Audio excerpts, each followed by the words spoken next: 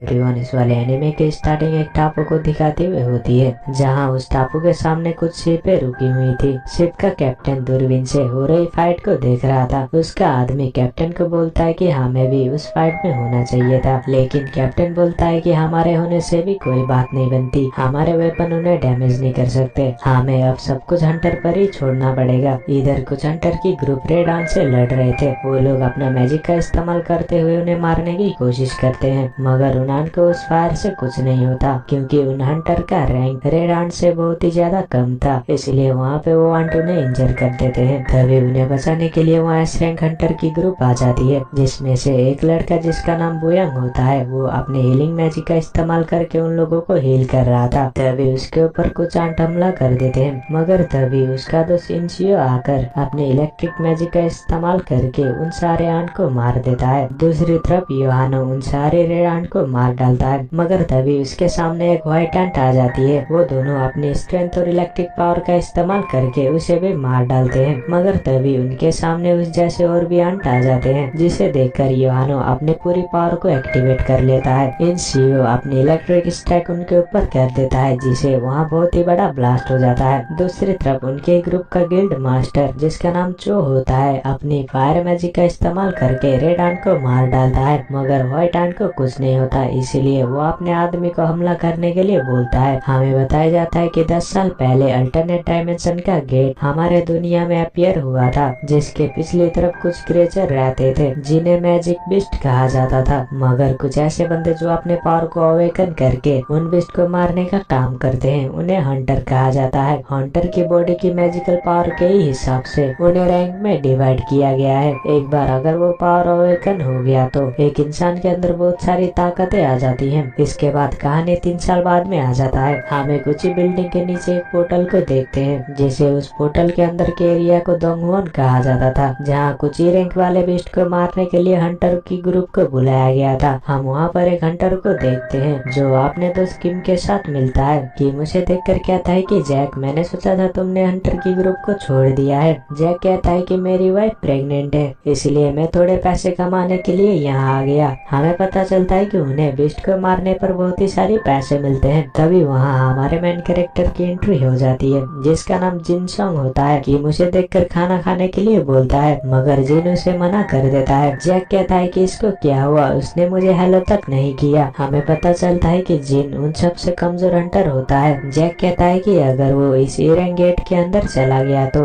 इसकी आँख सीधा हॉस्पिटल में खुलने वाली है। तभी जिन के पास जूही नाम की लड़की आ जाती है और उसे पूछती है कि उसके फेस को क्या हुआ। इस पर जिन बोलता है कि वैसा ही हुआ जैसे हमेशा होता है। जूही उसे सावधान रहने के लिए बोलती है, और क्या तुम्हारे पास कोई हीलर नहीं था? जिन बोलता है कि रैंक पोर्टल के अंदर हर किसी का हाई रैंक है, इसीलिए उन्हें हीलर की कोई जरूरत नहीं पड़ती। तभी उनका उस पोर्टल में जाने का टाइम हो जाता है। मिस्टर सॉन्ग उन्हें मोटिवेट करते हुए सावधान रहने के लिए बोलता है, और सब लोग उस पोर्टल में चले जाते हैं। जिन अपने नॉर्मल चाकू जिसमें कोई मैजिक पावर नहीं होता वो निकाल के सोचता है कि मैं इससे बढ़िया चाकू को एफोर्ड नहीं कर सकता। फिर वो भी उस पोर्टल के अंदर चला जाता है। उसके बाद हम हंटर एसोसिएशन के प्रेसिडेंट गो को देखते हैं। गो गवर्नमेंट के साथ मीटिंग करके आया हुआ था। गवर्नमेंट उन्हें कह रहे थे कि उन्हें बेस्ट को मारने के बाद जो क्रिस्टल उन्हें मिलते हैं, जिन्हें मैजिक जेम कहा जाता था, वो गवर्नमेंट को दे दे। हमें पता चलता है कि हंटर इन्हीं मैजिक जेम को बेच के पैसे कमाते हैं। इधर जिनको एक बेस्ट मारने के बाद उसे भी एक मैजिक जेम मिलता है, मगर तभी उसके ऊपर एक और बेस्ट हमला कर देता है। उस हमले को डॉस करते हुए उसकी चाकू भी टूट जाती है, जिसे वो भी जिन के पेट पर चाकू घुसा देता है। ये देख के जैक उस मॉन्स्टर को दूर कर देता है और जिन वहीं इंजर हो जाता है। जैक उस बेस्ट से लड़ने के लिए चला जाता है। जो ही उसके पास आकर उसे हील करने लग जाती है। हीलिंग करते वक्त जिन देखता है कि बाकी हंटर काफी आसानी से दूसरे बेस्ट को मार पा रहे थे। इधर प्रेसिडेंट गो कहते हैं कि हाई रैंक वाले बेस्ट को मारने के बाद उन्हें और ज्यादा कीमती मैजिक जेम मिलते हैं, जिन्हें बेच के वो अपने लिए पावरफुल हथियार बनाते हैं, ताकि उस हथियार का इस्तेमाल करके वो लोग उन मैजिक बिस्ट को मार सके। वहाँ खुदाई करने पर क्रिस्टल भी मिलते हैं, मगर वो जेम जितने कीमती नहीं होते। लेकिन गवर्नमेंट इन जेम का इस्तेमाल करके एक नया एनर्जी सोर्स बनाना चाहती है, क्योंकि ये न्यूक्लियर एनर्जी और बाकी एनर्जी से काफी सस्ता मिल रहा था। गवर्नमेंट इस काम में लगी है कि इन जेम से कैसे इलेक्ट्रिसिटी को पैदा कर सके। इधर पोर्टल के अंदर हंटर ने मिलकर सभी बीस्ट को मार डाला था, मगर उन्हें ज्यादा क्रिस्टल और जेम नहीं मिलते। इधर जिन के पास भी एक ही रैंक वाला जेम था जो बहुत ही सस्ता था। जीहू उसे पूछती है कि वो हंटर बनाई क्यों, क्योंकि वो इस तरह से जल्दी ही किसी दिन मारा जाएगा। तभी उन सबको वहाँ पर एक सुरंग दिखाई देती है, एक डायमेंशन के अंदर एक और डायमेंशन। मिस्टर सॉन्ग ये बात हंटर एसोसिएशन को बताने का बोलता है, मगर बाकी हंटर कहते हैं कि उन्हें इसके अंदर जाना चाहिए, तभी उन्हें ज्यादा जेम मिलेंगे। मिस्टर सॉन्ग उसके अंदर जाने के लिए वोटिंग करवाता है, जो बिल्कुल बराबर निकल के आती है। और वोटिंग करने आखिरी बचा था तो सिर्फ जिन सोचता है कि मेरे फादर गायब है, मेरी फैमिली में कमाने वाला मैं ही बचा हूँ, मेरी माँ भी हमेशा हॉस्पिटल में बीमार पड़ी रहती है और मुझे बहन को भी कॉलेज में पढ़ाना है, इसलिए वो भी सुरंग के अंदर जाने के लिए मान जाता है। दूसरी तरफ उसके बाद सिन शिफ्ट होकर हंटर एसोसिएशन में आ जाता है, जहाँ हंटर बनने के लिए पहले उन्हें टेस्ट देना पड़ता था, जिसे उनके अंदर के मैजिक पावर के बारे में पता चलता है और उसी के हिसाब से उनका रैंक दिया जाता है। उसके बाद अलग अलग कंपनी उन्हें हायर करती थी, जिन कंपनी को गिल्ड कहा जाता था। उसके बाद हम गिल्ड मास्टर चूहे को देखते हैं, जिसको हमने एपिसोड के स्टार्टिंग में भी देखा था। वो अपने आदमी से कहता है कि टैलेंट देखकर ही वो हंटर को हायर करे। उनके गिल्ड में एक मेंबर ऐसी है जो सबसे ताकतवर है। उसके बाद हम देखते हैं कि दो चोर एक लड़की का पर्स लेके वहाँ से भाग रहे थे, तभी उनके सामने एक लड़की आ जाती है जो और कोई नहीं वही टैलेंटेड मेंबर है, जो एक एस रैंक हंटर होती है जिसका नाम हिना होता है। वहाँ पे वो उछलकर उनसे पर्स छीन लेती है, जिससे उनका बहुत ही बुरा एक्सीडेंट हो जाता है। हिना बहुत ही ज्यादा खूबसूरत और पॉपुलर थी,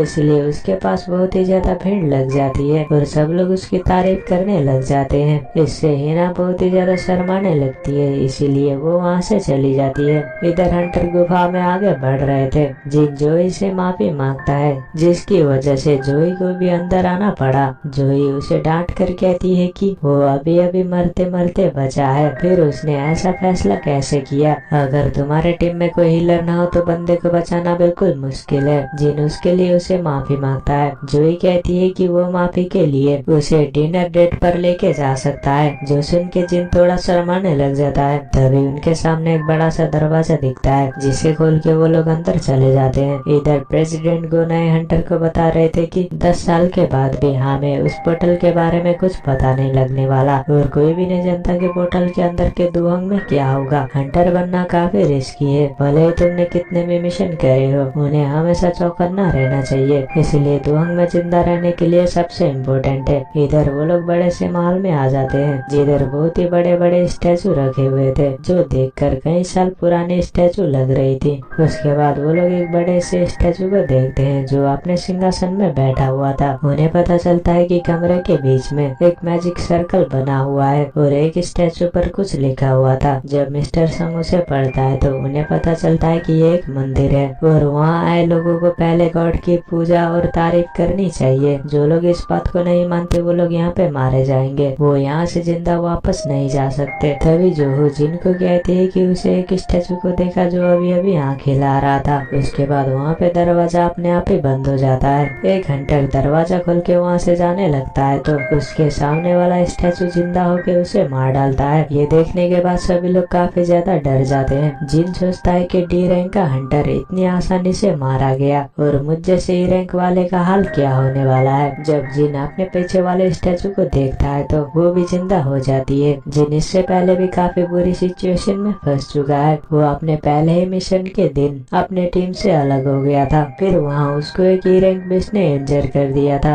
जिस वजह से उसको एक हफ्ते तक हॉस्पिटल में रहना पड़ा। दूसरी बार तो वो किसी भूल भुलैया में फंस गया था, वहाँ भी वो भूख की वजह से मरने वाला था। बाकी हंटर अपने जेम को बेचकर उससे वो लोग काफी बढ़िया हथियार खरीद लेते हैं, मगर जिनके पास तो अपने घर का प्याज काटने वाला चाकू होता है, जिसके टूटने के बाद उसके हाथ बिल्कुल खाली हो चुके हैं और अब उसके जूते भी फट चुके थे। इतना ज्यादा खतरनाक काम करने के बावजूद भी जिन ज्यादा पैसे नहीं कमा पा रहा था, लेकिन वो जिंदा बचने के लिए हमेशा चौकन्ना रहता था। वो हमेशा अपने आसपास की चीजों को बारीकी से ऑब्जर्व करता है। इससे पहले उसने एक मॉन्स्टर को चुपके से पीछे से मार दिया था। फिर जब उस स्टैचू की आंख लाल होती है, जिन सबको नीचे झुकने के लिए कहता है, जिसकी आंखों से आग निकल रही थी। कुछ लोग तो वहीं पर जलकर मारे जाते हैं। जिन खुद को और जोहू को बचा लेता है। इसके बाद सभी लोग काफी ज्यादा डर जाते हैं। ये सब क्या हो रहा है, यहाँ से बाहर जाने का का कोई रास्ता नहीं है। जिन सोचता है कि हम लोग एक ट्रैप में फंस गए हैं और हम यहीं पर मरने वाले हैं। इसी के साथ यह एपिसोड यहीं पर खत्म हो जाता है।